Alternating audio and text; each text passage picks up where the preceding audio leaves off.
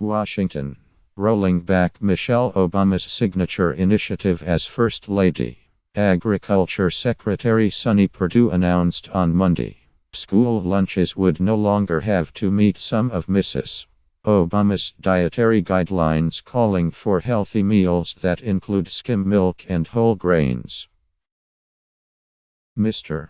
Perdue said school districts would be granted flexibility from rules rolled out by President Barack Obama's administration, which sought to improve nutrition for students who receive federally subsidized meals. The regulations were part of the Healthy, Hunger-Free Kids Act of 2010, and they were advocated by Mrs. Obama as part of her Let's Move campaign.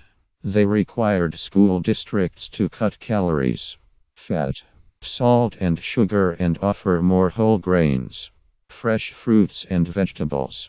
But since schools began complying with the nutrition rules in 2012, many have complained that they are too stringent and costly.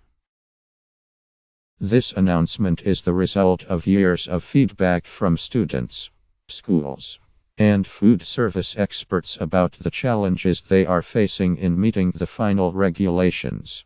School meals, Mr. Perdue said in a statement. If kids aren't eating the food, and it's ending up in the trash, they aren't getting any nutrition, thus undermining the intent of the program. Mr.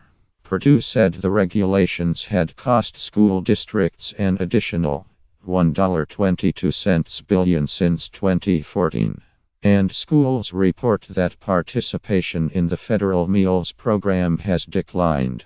Mr.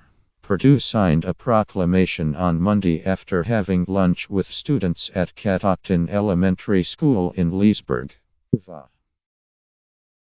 In the coming academic year, states will be allowed to grant schools an exemption from the rule requiring 100% grain products, and through 2020, schools will not be required to substantially reduce the amount of salt in meals they serve. And instead of non-fat flavored milk, schools will be able to offer 1%. Before Mr. Perdue's announcement, childhood nutrition advocates were wary of rolling back any of the guidelines. Nancy Brown, chief executive of the American Heart Association, said in a statement that schools had made marked progress in meeting the standards. Rather than altering the current path forward, we hope the agency focuses more on providing technical assistance, can help schools get across the finish line, if they haven't done so already, Ms. Brown said.